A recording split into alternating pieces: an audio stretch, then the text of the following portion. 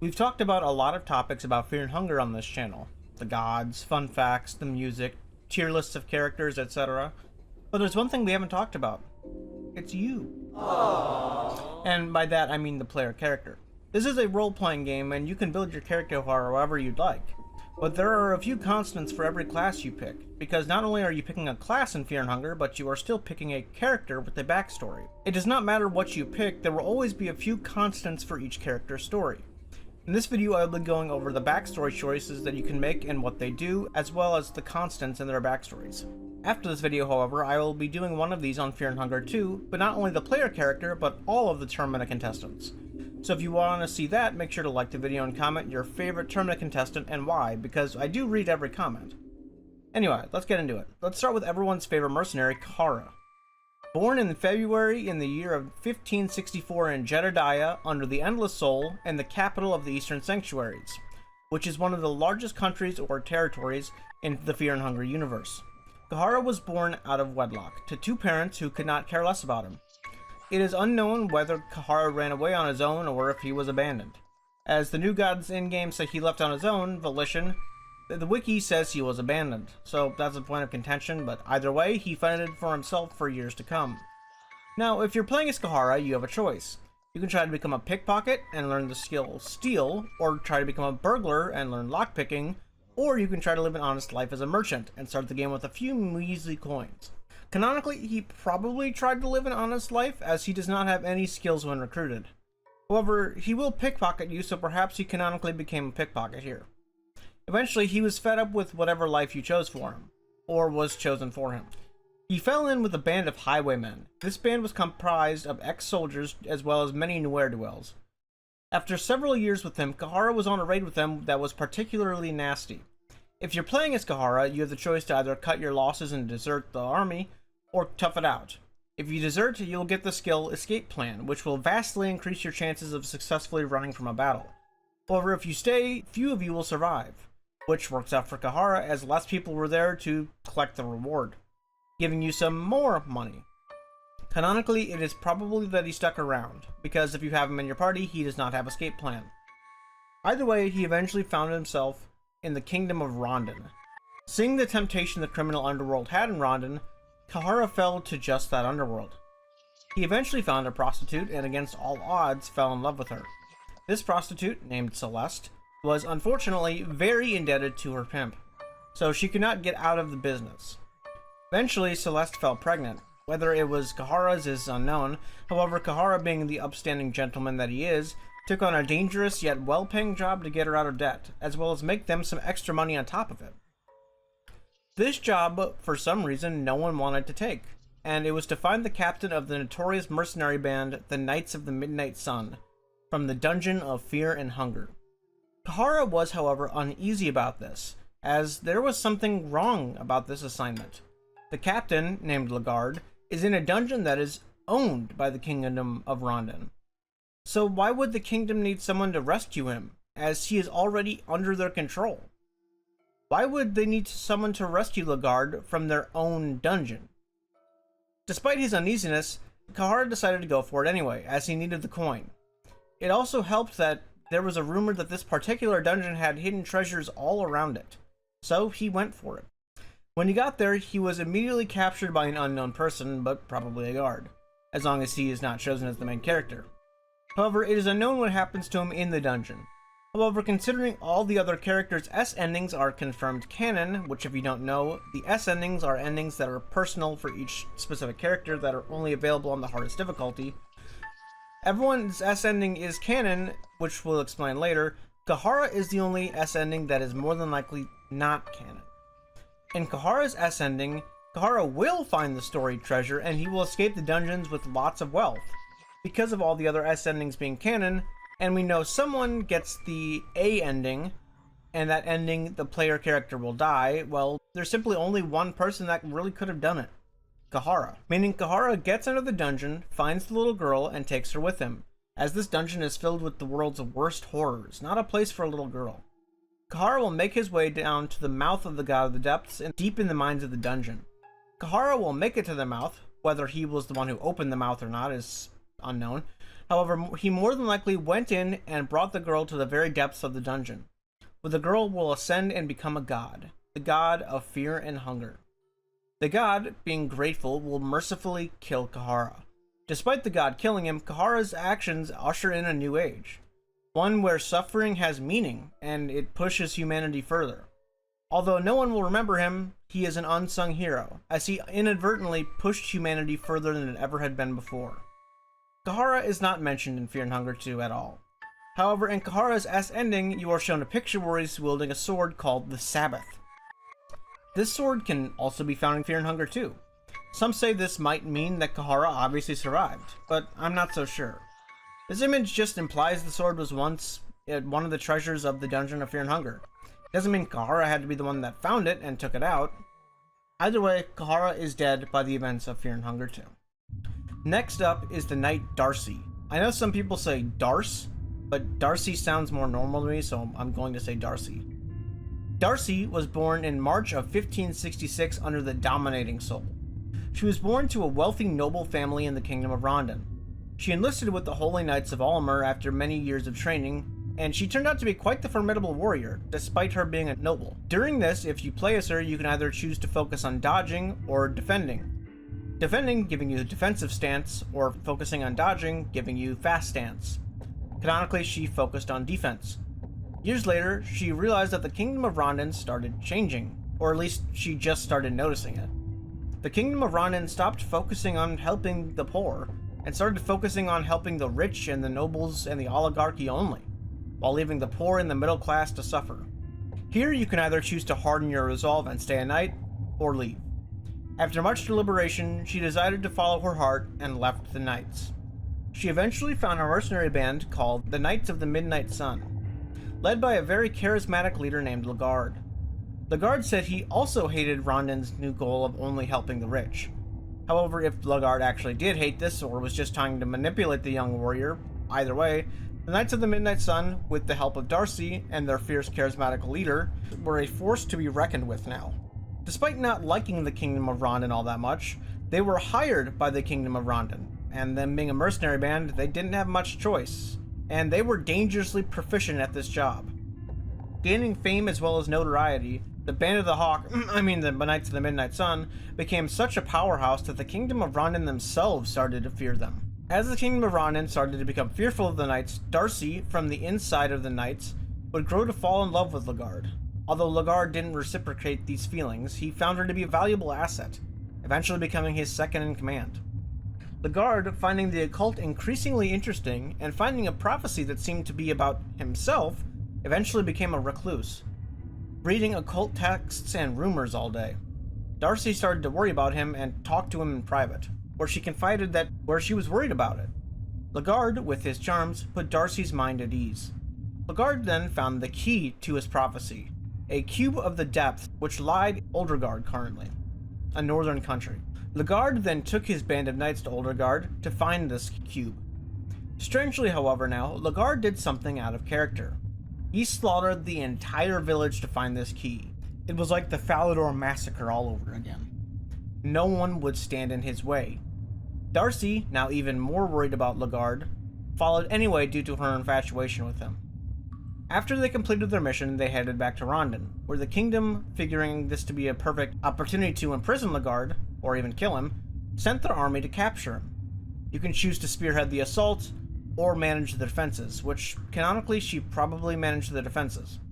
But either way, Le'Garde was captured and Darcy managed to flee as her band of knights around her fell one by one. More than likely, nearly every single knight died but her. The Kingdom of Rondon arrested Le'Garde and threw him in the most dangerous dungeon they had, the Dungeon of Fear and Hunger. Darcy knew that there wouldn't be a long time before he died in this notorious dungeon, so she made her way there right away. During the events of the game, she made it pretty far, but was captured by cave dwellers after trying to convert them to worshipping Alll-Merr for some reason. In her S ending, it is more than likely she did not get to Le'Garde in time, and she was killed. Darcy, heartbroken, found some ancient occult knowledge in the dungeon for an ancient and forbidden spell for reviving the dead. After she finds the entire text, it requires her to slit her wrists and then use the blood from the slits. She could revive Le'Garde. She managed to do so, and revived him. but changed into a blood golem looking entity. However, something had changed. Although he was still charismatic, she realized who the real Lagarde was now that he was revived. A very dangerously charismatic man who, to quote a certain someone, wielded love to shrive clean the hearts of men. There is nothing more terrifying. However, after this, it is unknown what happened to Darcy. She more than likely died somehow, but she could have also continued to assist him into becoming a new god. If she survived slitting her own wrists, at least. She is not mentioned in Fear and Hunger 2, however. Our penultimate character is my favorite one to play as in Fear and Hunger 1. Enki Cahara, or the Dark Priest, as his class suggests. Enki was born in October of 1561, under the Enlightened Soul. Enki loved occult knowledge and quickly was scouted to become a Dark Priest along with his twin sister. Like in typical Dark Priest rituals, the twins were pitted against each other in a battle to the death. Enki always preferred the pursuit of knowledge instead of pursuing strengthening his already frail body, and was easily overpowered by his twin sister, where she held a dagger to his throat and spared him. You can either stab her as she walks away, or accept your defeat if you're playing as Enki.